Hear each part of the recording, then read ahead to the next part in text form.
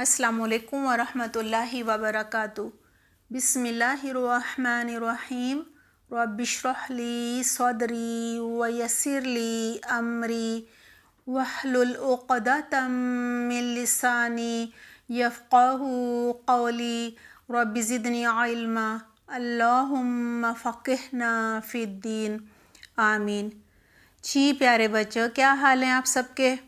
امید کرتی ہوں آپ سب بالکل خیریت سے ہوں گے اور آپ کا اللہ سبحانہ تعالیٰ سے تعلق مضبوط ہو رہا ہوگا، یعنی اللہ سبحانہ تعالیٰ کی پہچان بھی ہو رہی ہوگی اور محبت بھی بڑھتی چلی جا رہی ہوگی۔ جی بچوں، اللہ سبحانہ تعالیٰ کی بڑائی، کبریائی اور شان سمجھ آ رہی ہے نا؟ اللہ سبحانہ تعالیٰ ہر چیز کے خالق ہے، سب کو پیدا کرنے والے ہیں، ہر چیز کے مالک ہیں، رازق ہیں، سب کو رزق دیتے ہیں اور عدم سے وجود میں لانے والے ہیں۔ جی بچوں، عدم کا مطلب ہے کسی چیز کا کوئی وجود ہی نہیں تھا، وہ اس دنیا میں تھا ہی نہیں، اور اللہ سبحانہ تعالیٰ نے اپنی قدرت سے اس کو پیدا کیا اور ہر چیز کتنی عمدہ بنائی، خوبصورت بنائی، اور بچوں ایک اندازے کے مطابق، یعنی ٹھیک ٹھیک ناپ تول کے ساتھ اور حکمت کے ساتھ بنائی۔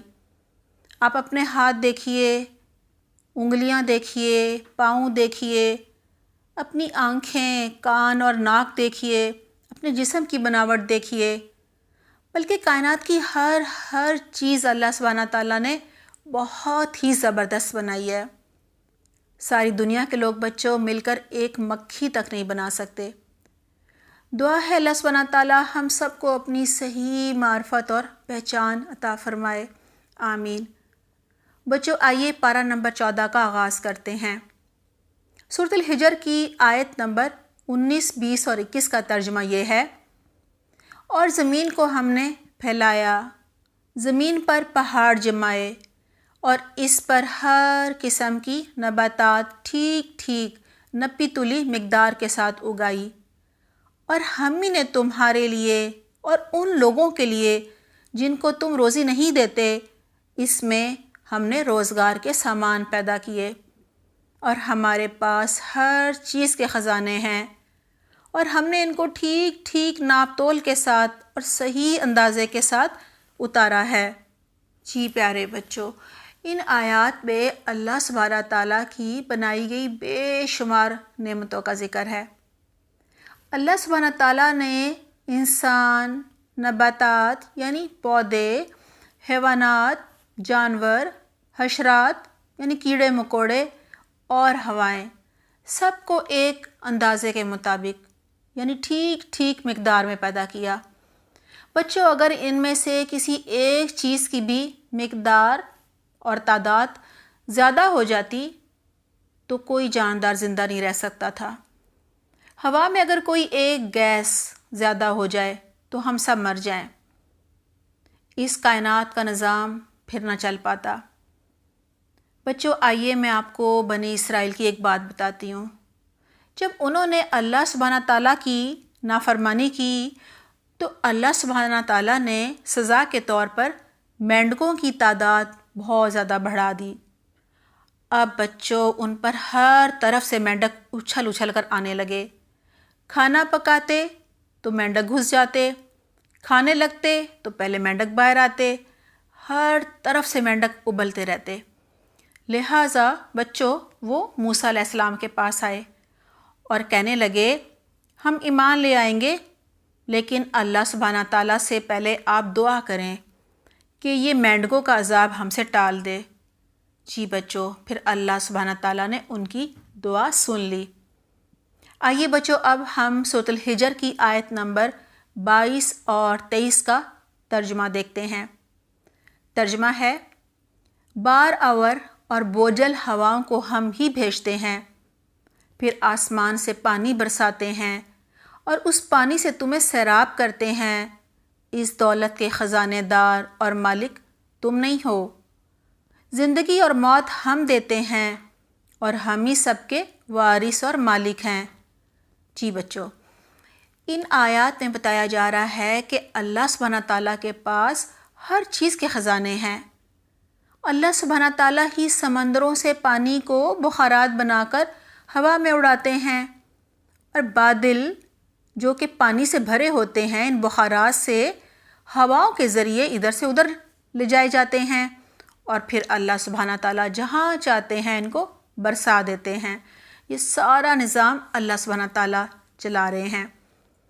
جی بچوں، اللہ سبحانہ تعالیٰ فرما رہے ہیں کہ یہ سارا نظام چلانا کسی انسان کے بس میں نہیں، یہ سارا نظام ہم چلاتے ہیں اور ہم ہی زندگی اور موت دینے والے ہیں، اور تمہارے بعد ہم ہی ہمیشہ ہمیشہ رہنے والے ہیں، کیونکہ تمہیں جو بھی نعمتیں اور زندگی ملی ہے وہ تو وقتی ہے، عارضی ہے، کچھ عرصے کے لیے ہے، کیونکہ تم ہر چیز کو اس دنیا میں چھوڑ کر خالی ہاتھ اس دنیا سے رخصت ہو جاؤ گے، قبر میں چلے جاؤ گے، اور یہ سب خزانے ہمارے ہیں اور ہمیشہ ہمارے ہی رہیں گے۔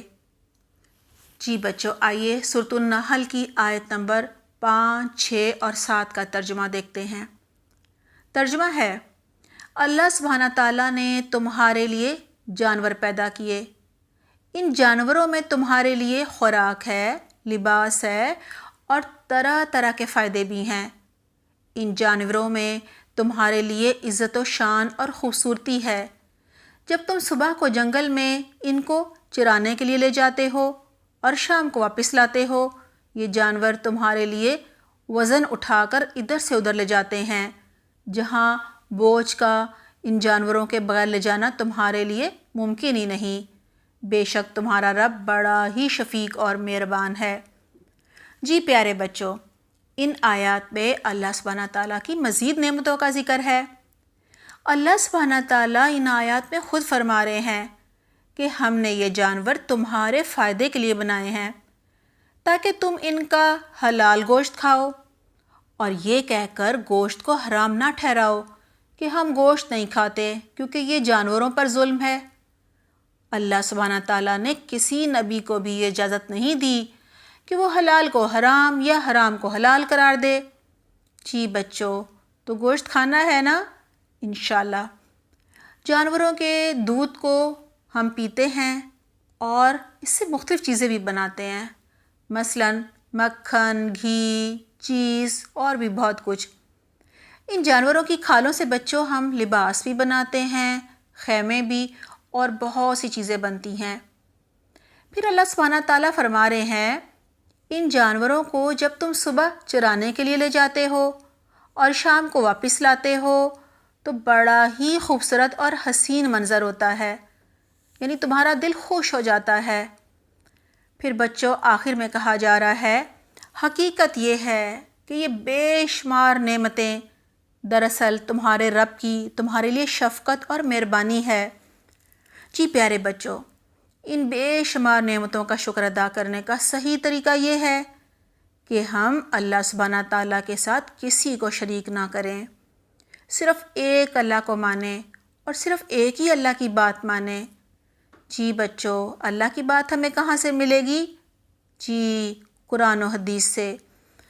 دعا ہے اللہ سبحانہ تعالیٰ ہمیں اس کی بہترین توفیق عطا فرمائے اور ہم اللہ سبحانہ تعالیٰ کی رسی یعنی قرآن اور حدیث کو مضبوطی سے تھام کر رکھیں، ان کو سیکھیں، عمل کریں اور دوسروں کو بھی سکھائیں۔ آمین۔ جی بچوں، اپنا بہت خیال رکھیے گا۔ سبحانک اللہم و بحمدک، نشہد لا الہ الا انت، نستغفرک و نتوب الیک۔ والسلام علیکم ورحمۃ اللہ وبرکاتہ۔